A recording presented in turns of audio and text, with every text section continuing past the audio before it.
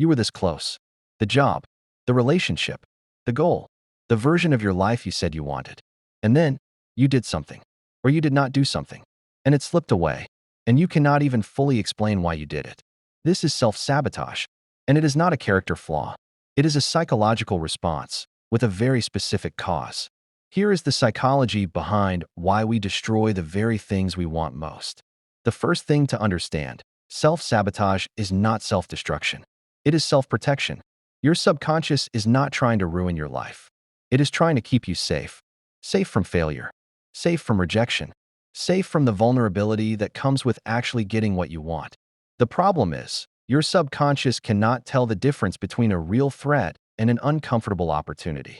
So it fires the same alarm, and you pull back from both. Now here are the specific reasons people self-sabotage, and which one is most likely yours. Reason 1. Fear of success, not fear of failure. Most people assume we self-sabotage because we are afraid to fail. But often the real fear is succeeding. Because success brings new expectations, new responsibilities, new versions of yourself you are not sure you can maintain. What if I get there and people expect more from me than I can give? What if I cannot keep it up?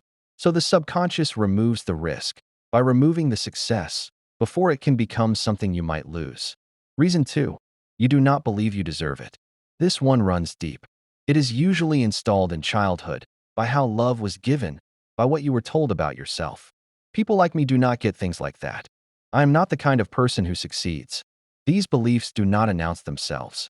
They just quietly redirect your behavior away from anything that contradicts them.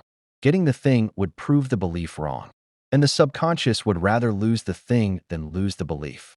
Reason 3. Your identity does not match the goal yet. You can want something with your whole mind and still not feel like the kind of person who has it.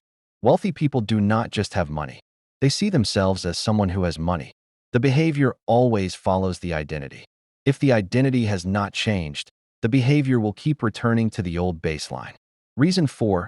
Comfort zone protection. The brain values predictability, even negative predictability over positive uncertainty. A life that is uncomfortable but familiar feels safer to the nervous system than a life that is good but unknown. This is why people return to bad jobs, bad relationships, bad habits, even when a better option is right there.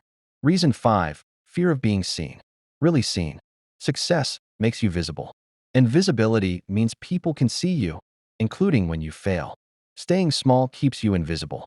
And invisible feels safe, even when it is slowly suffocating you. Reason 6. Unresolved emotional patterns from the past. If good things were repeatedly taken from you when you were young, your nervous system learned, do not get attached to good things. They will be taken anyway. So why reach? Why risk the pain of losing what you allowed yourself to want? So the self-sabotage becomes a preemptive strike. Lose it on your own terms before life takes it on its terms. Now here is what self-sabotage actually looks like in real life. Procrastinating on the thing that matters most, while staying very busy with things that do not. Starting arguments in relationships right when things start going well. Missing deadlines you had plenty of time for. Losing things you worked hard to build. Quitting right before the breakthrough. Getting sick right before the big moment. Choosing the wrong person again. Turning down opportunities again. Making the same mistake again. The pattern is the signal. Not bad luck. Not coincidence. A pattern. So how do you stop? How do you actually break the cycle? Step 1. Catch it in the moment. Notice when you are about to retreat from something good. Ask yourself, am I pulling back because this is actually dangerous, or because it is unfamiliar? Discomfort and danger feel the same in the body, but they are not the same thing. Step 2. Update the story you tell about yourself. Self-sabotage follows identity. Change who you believe yourself to be, and the behavior begins to shift. Not by telling yourself affirmations you do not believe, but by taking one small action that the person you want to be would take. Step 3. Tolerate the discomfort of good things. Practice receiving. When something good happens, let it stay. Do not immediately find a way to minimize it or push it away. The nervous system learns safety by experiencing good things and surviving them. Every time you let a good thing stay, you teach your subconscious a new truth. Good things are safe here. Step 4. Stop punishing yourself for the sabotage that already happened. You were not self-destructing. You were self-protecting, with the tools you had at the time. Now you have new tools, new awareness. And awareness is always where the pattern begins to break. You are not the problem. The pattern is. And you are no longer the same person who created it. You can want good things. You can have good things. And they are allowed to stay. Follow for more psychology that helps you understand yourself and break the patterns that have been holding you back.